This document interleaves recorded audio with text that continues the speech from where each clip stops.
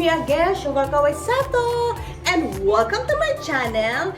I'm your comedian, YouTuber, cooking girl or boy. Anyways, guys, before anything else, before we get started, if you're new to my channel, of course, don't forget to subscribe and click the bell button so you will be notified to my new video and you will not miss me. Okay? You miss my video? Okay. Okay, guys, here's our cooking for today. Our recipe for today is pork kimchi. In Japanese, it's called it buta kimchi. Okay, guys, buta, like me, like that. So, guys, what are you waiting for? I don't want you to to wait longer. So let's go and let's get our ingredients and let's get started.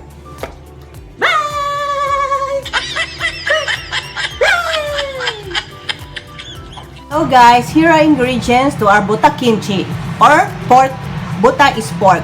Pork kimchi, a Korean pickles kimchi, and of course our ingredients is of course tin pork and sliced onion, goma or sesame seed, and vegetable or beans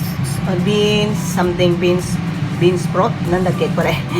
So the beans and a little bit of vegetable. I'm gonna put vegetable, and then of course our kimchi and salt or pepper and ajinomoto, and of course oil.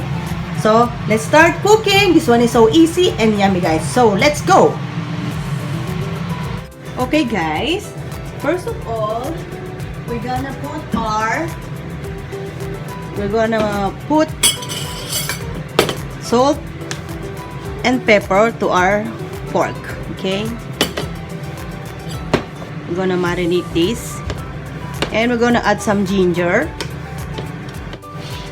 We're gonna add some salt and pepper,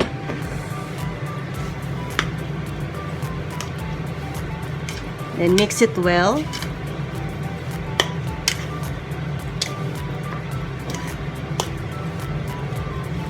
And then we're gonna mix the our kimchi. Almost finished the kimchi because I'm eating this kimchi. Wait a minute. We're gonna mix this, transfer in the big bowl.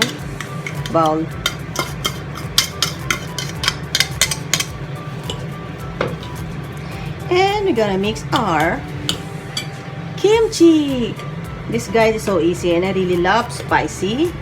And this one is a popular food in Japan. But honestly, this food is from Korea, but there is also what's this? We have also here in Japan. So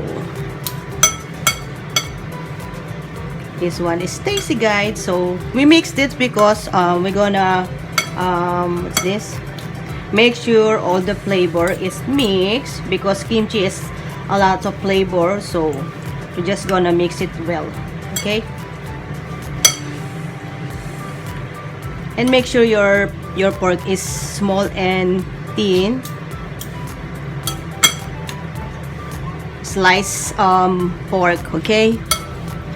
And then you can see, guys, because I can't see my camera. Okay, and then just do it like that, and we'll be back. Okay, and let's turn on the heat, and we're gonna start cooking. This one is so easy and yummy. And there's no available, what's this? Like this, beans, what you call this? Nihongo is Korewa moyashi na nagido. I forgot what's the name of this in English. So I'm gonna put little vegetable. Let's see. It's yummy, guys. But if you don't have this. Like this, I think it's okay, but I prefer to put this because it's yummy, more yummy and easy, okay? And then let's put some oil.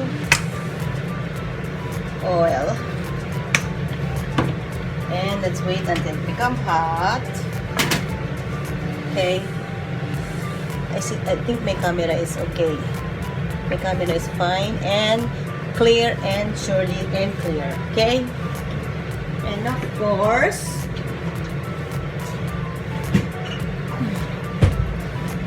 I think it's hot already.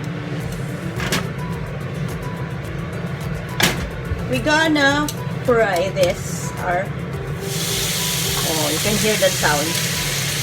That sound makes me crazy. That's the sound I really love to hear every time, every day, every minute, every second of my day. So we're just gonna fry this one. So the meat, the pork and the kimchi, it will mix all the flavor and oh my god, it's jumping. We're gonna mix this like this. We're gonna fry a little bit.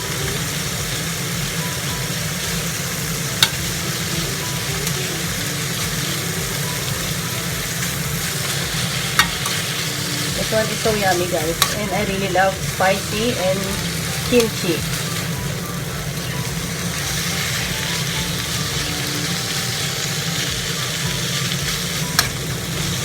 Make sure the pork is cooked. I'm just gonna fry it like that, guys. Okay. You can use any kind of kimchi. It's not an optional if you will use mine because that's only the available. You can use any. So we're just gonna mix like that, okay?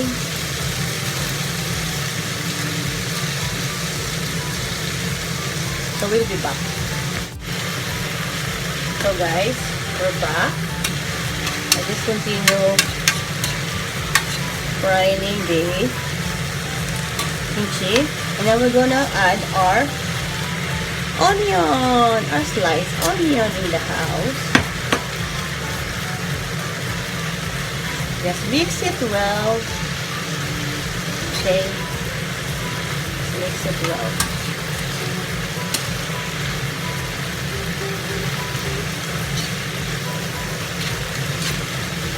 Until it becomes cooked. Okay.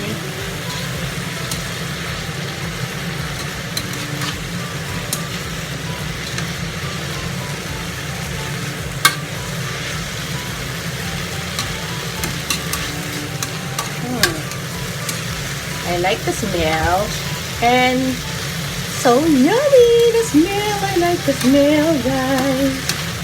It's so yummy. What is this, so big? But it's okay.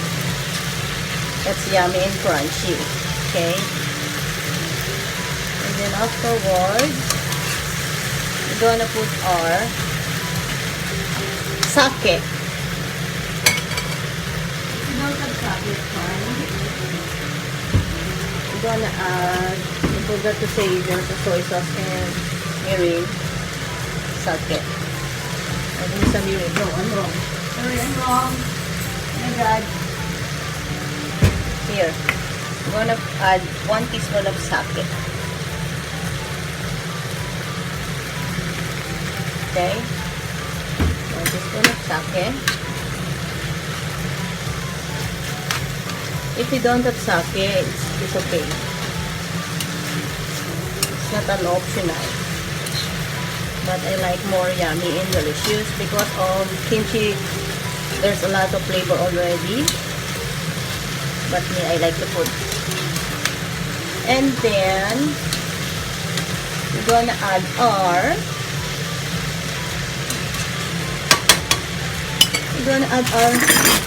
veggie, our vegetables.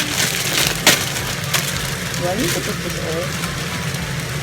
try to put that all. Wow, see that, guys?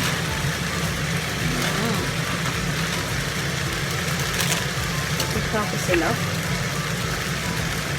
We just wanna leave that after 3 to 4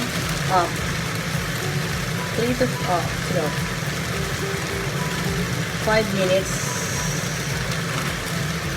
It's plenty already. So I think this one is enough. But later on there will be we're gonna put all,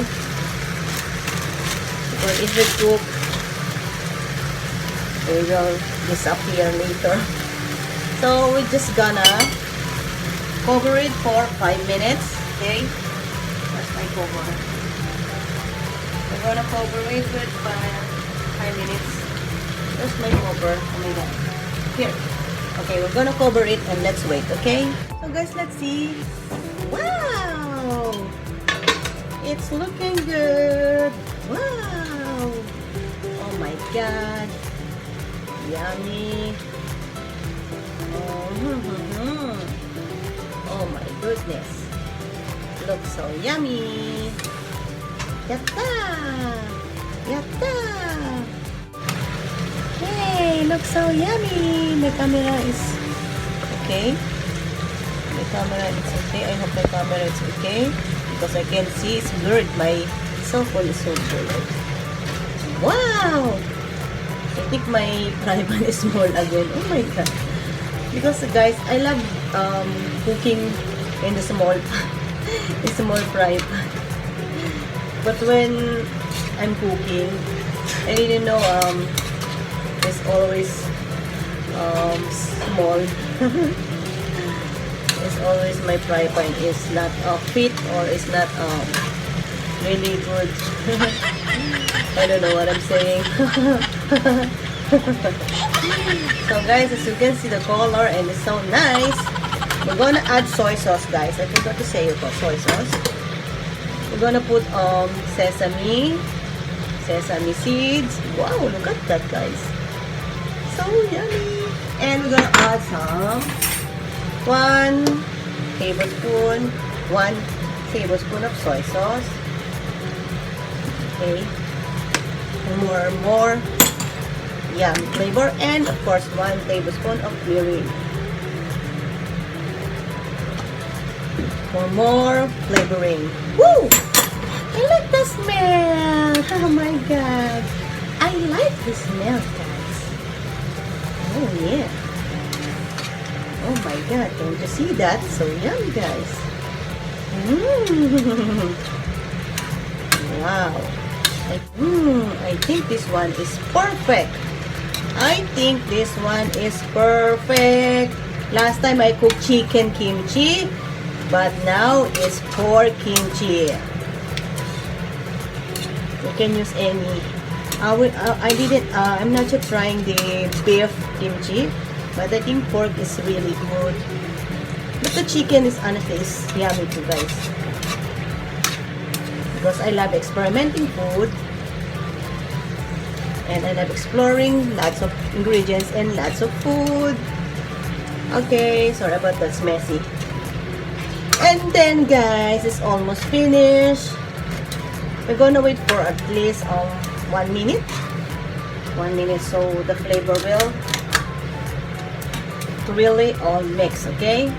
Because you need to mix it all the flavor. Mix it well so the flavor will already.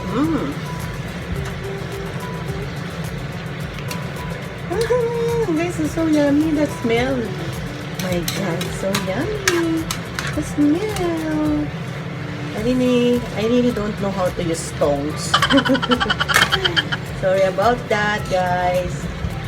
I'm not perfect. I'm not professional. But I love cooking. And my cook is yummy. So guys, let's wait for 1 minute and we'll be back.